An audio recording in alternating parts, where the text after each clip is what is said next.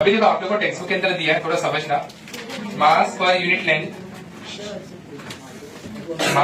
Length of aluminium कितना है 0.15 kg पर मीटर। ओके, एंड आपको दिया मास per unit length of steel, ये कितना है 0.45 kg पर मीटर, बराबर। अभी आपको टोटल जो है रॉड का लेंथ वो कितना दिया है 100 सेंटीमीटर। बाद में देखो ये जो टोटल रॉड का जो लेंथ है वो कितना दिया 100 सेंटीमीटर, तो आधा कितना हो जाएगा 50 सेंटीमीटर, एंड ये भी कितना है 50 सेंटीमीटर। तो 1 मीटर रॉड का लेंथ है तो उसका मास कितना है 0.15 kg, तो आधे मीटर रॉड का वैल्यू कितना होगा, इसका आधा 0.075। समझे सब लोगों, यहाँ पे नहीं समझा? पूरा 1 मीटर का जो रॉड है एल्यूमिनियम का उसका मास कितना है 0.15 kg, तो आधे मीटर का कितना होगा उसका आधा। So mass of half metre rod of aluminium, इसका वैल्यू कितना होगा 0.075 kg। डाउट है तो कुछ नहीं। Similarly mass of half metre rod of steel, तो इसका आधा कर दो, बराबर है, क्योंकि ये भी कितना सेंटीमीटर 50 सेंटीमीटर, तो ये कितना जगह 0.225 किलोग्राम। डन गया था, बहुत मस्त क्वेश्चन है। देखो बाद में लिखो। अभी उन लोग ने बोला है कि एक साइड स्टील है एंड एक साइड, एक बार समझ के आपके खुद से कर सकता हूँ। एक साइड अगर स्टील है एंड ये साइड एल्यूमिनियम है, ये साइड स्टील, अगर मैंने इसको बीच में से पाइवोट किया तो क्या बैलेंस रहेगा? नहीं, बिकॉज स्टील का साइड ज्यादा है, बराबर। अगर स्टील का तो ये ऐसा टिल्ट होगा, ऐसा डायरेक्शन में टिल्ट होगा स्टील के साइड, बराबर, ऐसा गिर जाएगा। तो मुझे क्या करना पड़ेगा, इसको यहाँ पर थोड़ा शिफ्ट करके बैलेंसिंग पॉइंट यहाँ पर आएगा। तो बैलेंसिंग पॉइंट, हाँ, तो बैलेंसिंग पॉइंट कितने पॉइंट, कौन से पॉइंट पे आएगा, that you have to find, and वो मुझे नहीं पता, तो उसको हम लोग ने लिख दिया यहाँ पर एक्स। अभी देखो नेक्स्ट ट्विस्ट क्या है, ये जो एल्यूमिनियम का रॉड है उसका सेंटर ऑफ ग्रेविटी कहाँ पर एक्ट करेगा 25 सेंटीमीटर पे, एंड ये जो रॉड है उसका कहाँ पर होगा 70।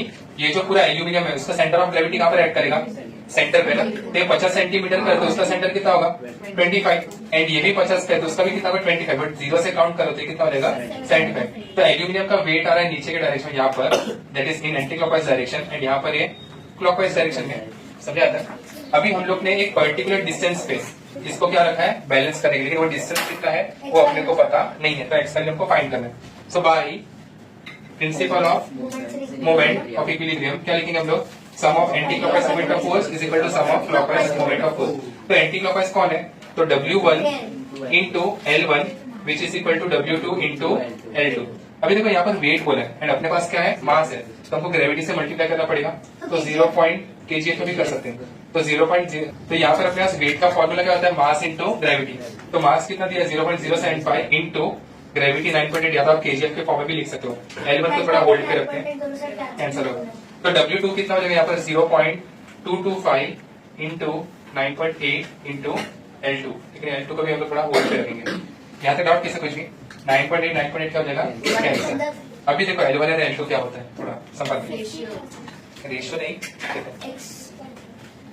ये पॉइंट पे पाइवोटेड है ना, बराबर है, ये नेक्स्ट डिस्टेंस पे क्या है पाइवोटेड, जो अपने को वैल्यू फाइंड करना है।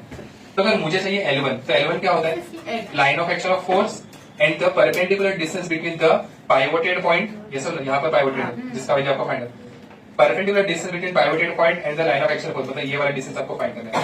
तो ये डिस्टेंस है अपना L1। तो कैसे करेंगे, देखो टोटल डिस्टेंस अपने पास कितना है x, बराबर है ना, ये टोटल डिस्टेंस यहाँ पर कितना है x, एंड ये डिस्टेंस कितना है 25, तो बीच का डिस्टेंस कितना बन गया x माइनस 25। अभी नेक्स्ट पार्ट पे देखो L2।